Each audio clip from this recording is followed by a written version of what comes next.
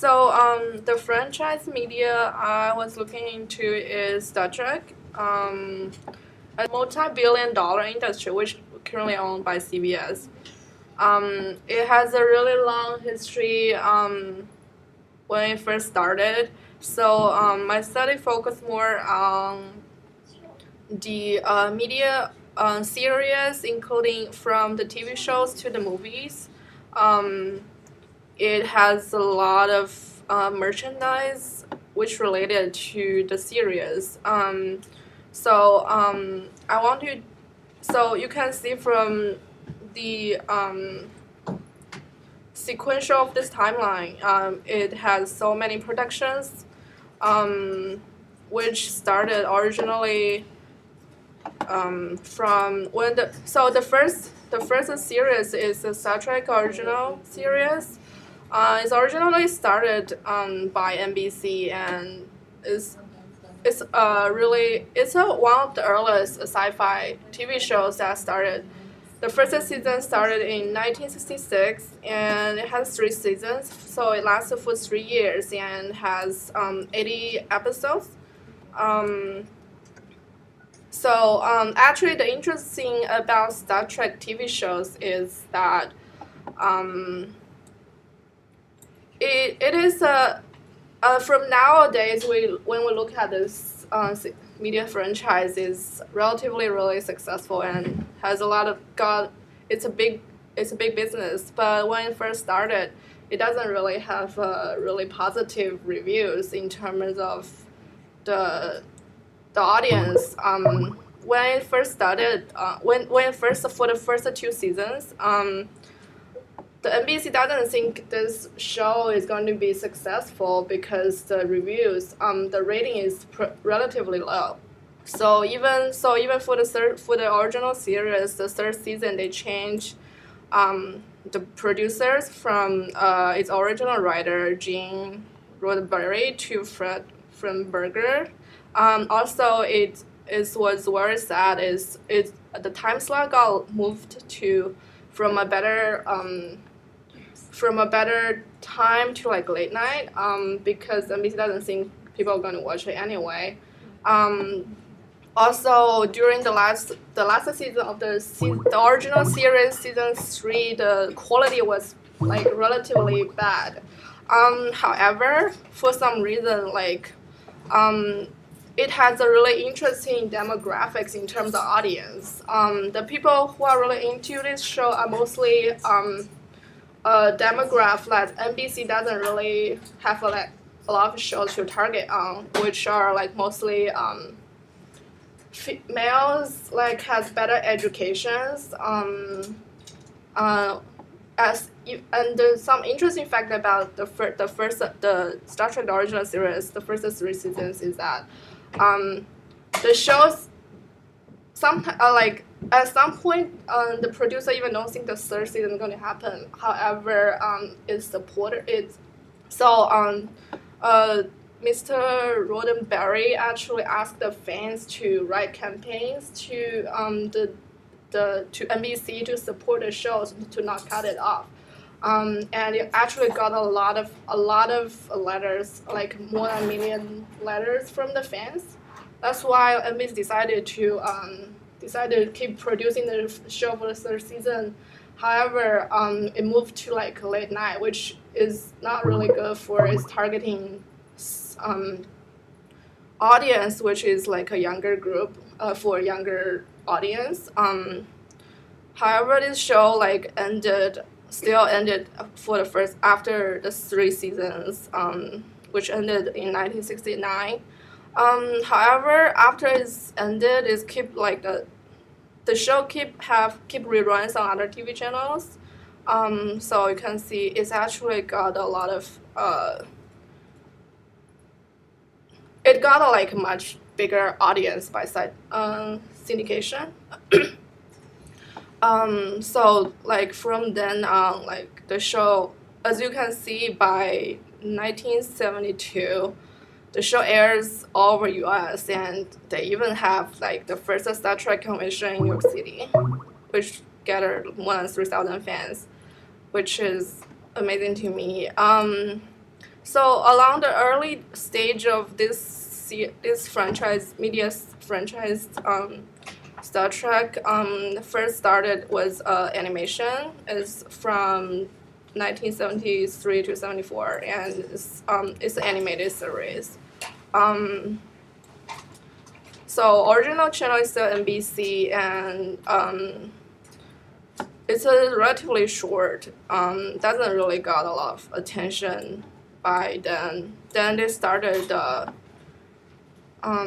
first. Then they so the Paramount Pictures filmed the first movie series of the Star Trek is a motion picture, and you can see it's got a really good compared to its budget is only 46 million. It's actually got a really good box office. And in only is like 3 years later, it the Star Trek movie 2 come out, which is one of the most successful Star Trek movies. I mean, not including the latest two, but around that period is a big success for this movie. Considering the reviews and the receptions of the TV series, this movie got really good box office. Although its budget is really low, still it's got really good revenue. You're talking about Wrath of Khan, right? Yeah. That's a $97 million return on $11 million investment. That's 7.5x. Yeah, it's a huge success compared to its budget. And also meanwhile, like Paramount released this movie on VHS. You can see it had a cheaper price strategy, but however it need to sell like 60,000 tapes, but actually doubled. So it's like huge success for the Star Trek movies in VHS when people still rent VHS. Vivian, will you point to the whiteboard and face the camera a little bit? You're driving right into the monitor, so it's hard to see what you're referring to. Oh, okay. So instead of looking at the monitor and talking to the computer screen, talk to the whiteboard. Oh, okay. Thank you. Different presentation style. Yeah. It's always better.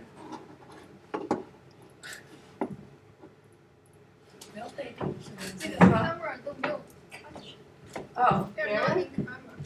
Yeah, but I I just need wanted to to point her finger to the board like a weather girl. Oh, but I need to control the That's fine. You timeline. can go ahead and move and control it, but when you're talking about it, don't read it off the screen in front of you. Read it off the whiteboard. Oh, okay. Go ahead and control it as you need to, but as I'm looking at the video picture, I'm realizing that all I'm watching is the side of your head look at the computer screen. Okay.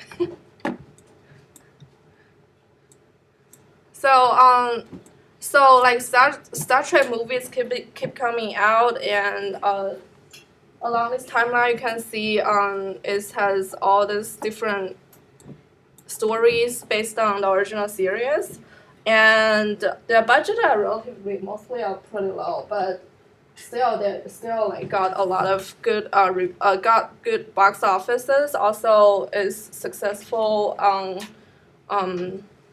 on the distribution when for syndication and reruns. And then it comes to so you can see from here in 1987, it's Paramount already made like 1 billion from each episode for the syndication for the original series of the Star Trek What is originals. the time frame for that $1 million? From the beginning or per episode? It's from each episode. It's only and it's also only for the first TV shows on the original series, the 80 episodes. So you understand what that means, right? So every time a network chooses to air one episode, they're paying Paramount Pictures $1 million for the right to air it for one hour period on their network. I think it's by the year they made that much money by Okay. That's syndication. like your contract. Okay. So it's not. That's pretty good. Yeah, I know, right? That's why they started the second TV series, The Next Generation, which is produced by Paramount domestic television, and it's also the original channel first run syndication, and has 7 seasons and more than 100, almost 200 episodes for this Next Generation series, and this one is the most popular Star Trek TV series, which is mainly talking about the main characters, which also inspired a lot of other more popular Star Trek movies in the future. Also, Star Trek start to become like an inspiration for technologies, and it's slowly become a culture, which was not. I think it was not predicted at the beginning when the TV show started. Then during the period, the Star Trek V movie come out.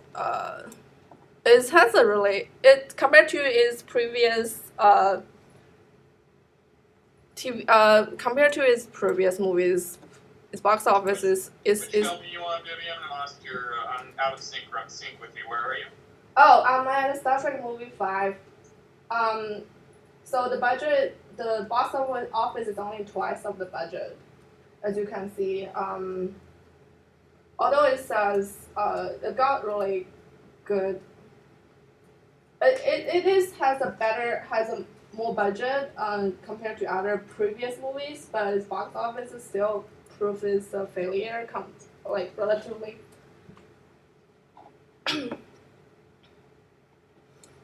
So you can see at the same time this is a relatively I want to show the timeline of the overlapping of the TV series and the movies. So you can see the movies keep coming out, so as the TV series. But the TV series after The Next Generation are not talking about the characters like the popular Captain Kirk and Spock. But still, you can see by 1995, the TV series still airs in 94% of the United States, so it's covered. It's widely covered for U.S. audience. So also the thing about this Star Trek franchise is it has so many episodes, so it provides a really wide universe and a structure for stories, and that's why there are so many relative merchandise and the transmedia materials are created along with the TV series and the movie series. Almost every year. So it's merchandise including from comic books, also the novelization of the movies, and magazines, the websites, and toys. They're all developed along with the story, but at the same time, is also the TV series or the movies actually used for as a test field for some of the marketing strategies, and for example, one of the movie series actually using it's the first time when it's released is the first time movies using. It's the first time movie to use a website to promote to do its marketing promotion.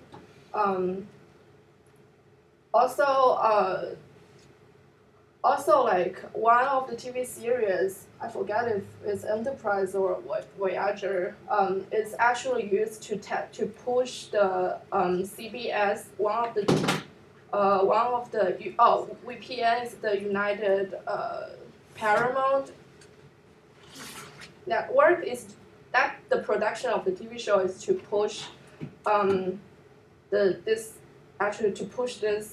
TV network. So I would say like these shows help the development of the marketing strategy and also of a distribution channel. At the same time, its distribution help with the revenue and the business with this franchise. What you have is a key brand that is being used to carry the introduction of a new network. Yeah. And so when Paramount invested in UPN, they made the availability of the content exclusive to their network. Therefore, in order to see the content, you had to watch UPN. Yes. And therefore, they had an exclusive channel that raised their ratings immediately for an established fan base. By removing it from other channels and putting it on their own, they could increase their own revenue. Yeah. Excellent. So it's pretty amazing. But still, the thing about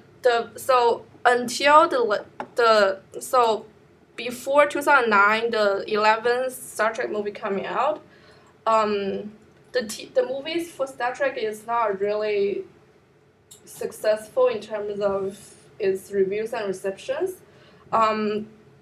However, but it has a really rich universe in terms of story, and it has so many.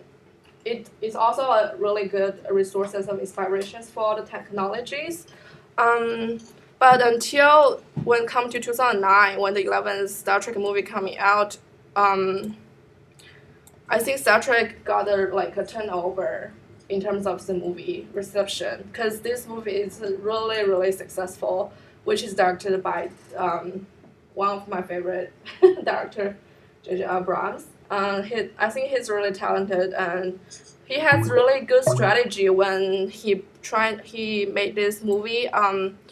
So actually, Paramount Pictures were a little bit worried because the previous movies are not that satisfied in terms of the storyline and the reception.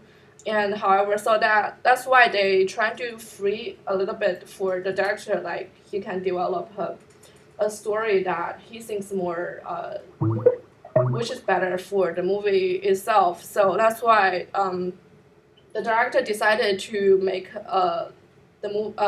this movie to talk about the stories when the Captain Kirk was still young. Also, which is not totally relevant to the established storylines that from the original series and all the previous TV series and movies, which actually is good. At the same time, which is good for, I think it's actually a good addition to original stories. And same time, he has a lot of freedom to develop a richer context for. He also has freedom to develop the stories. And also when he trying to market these movies, he had so many partners, as you can see from the screen. Also, like all this Nokia, Verizon, a lot of partners included, which also some of the product from the sponsors actually are inspired by the Star Trek itself. So, which I think is a good the relationship is good for the story and for the movies. And they also develop toys and other merchandise to help the teasing process before the movie release. And also you can see there have Playmates is a toy company that make specific toys for this movies. So and eventually this movie turned out like is a huge success. That's why its budget is really high too. But is the film has a gross like more than it's like 127 million. Like the worldwide gross is even bigger. So which also inspired the next movie, The Into the Darkness. Is still directed by the same director. It's also a good huge success. And the Star Trek Into the Darkness, the trailer was first released on iTunes. So what I discovered during the production and the distribution of this whole franchise is this whole franchise is actually the distribution and the production is related to the technology and the distribution and producing strategy. So it is always trying to use the latest promotion channels and all different medias to promote the movies. Like for example, when in its early stages using UHS and is excluded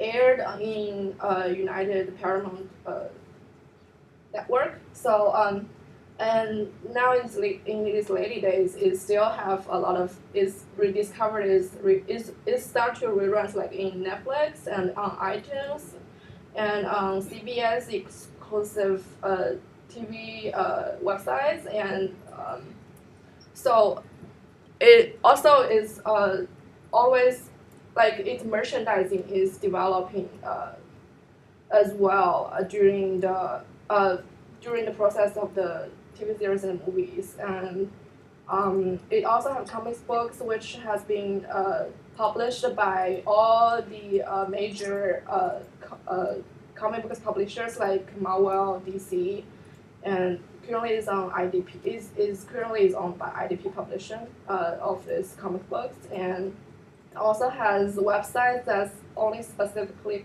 targeted to its own content, which also develop another transmedia experience for the fans or for people who are ever interested in this universe. So what I feel is like its franchise has a lot of potentials, not just based on its past success. The sci-fi is always inspirations for technologies. At the same time, it also inspired people to dig deeper into. It has a rich content, which is which means it has like unlimited potentials to develop more and more content into this universe. At the same time, all the media channels and distributors or producing studios can develop a lot of content, like develop a lot of product and merchandising or TVs or more movies based on the established universe. I can foresee this Star Trek media franchise going to like live long and prosper like what its slogan is. That's what I hope too, because actually the latest movie, the Star Trek the 11th one, is the one. It's the first sci-fi movie I actually enjoy and like. Yeah, actually I'm a Star Trek fan, not a Star Wars fan. I mean, I'm totally inspired by Star Trek 11th movie started by J.J. Abrams. So now I'm like a fan. Like I can see it has a lot of potentials. Also, it has a theme differently to Star Wars because Star Trek is focused more on the humanity and the universe instead of the war itself. So I personally I think it has a richer, deeper sympathy to the society and the humanity and the universe. That's why I like it better compared to Star Wars. So I hope it will have its business. I believe the business will keep growing. At the same time, I hope it will bring more good stories to this huge universe.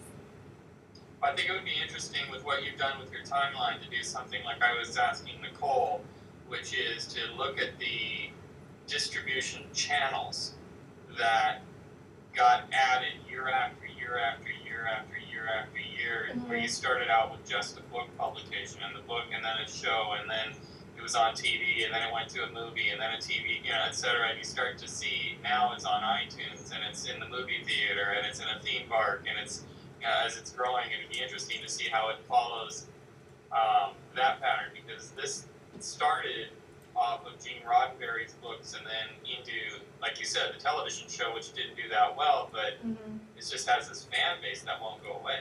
Yeah. And they want it in every channel they can get it. And so to see, how each channel ties back and basically how one story started with one channel and now is available in 30 channels is kind of the story that you can show with all the information you have here. Yeah, it's going to be super complex. Because it's basically covered most of the channels. Here, Yeah. here, and it would be super complex, but your timeline's very, very good, by the way. Oh, thank Very you. I actually redo it 3 times because Frenzy keep crashing. Yeah, well, it shows. It shows because this is better than I was actually hoping for. Because you can see exactly how it progressed and how it's growing just based on a simple infographic, the same time frame. Yeah, okay. Thank you.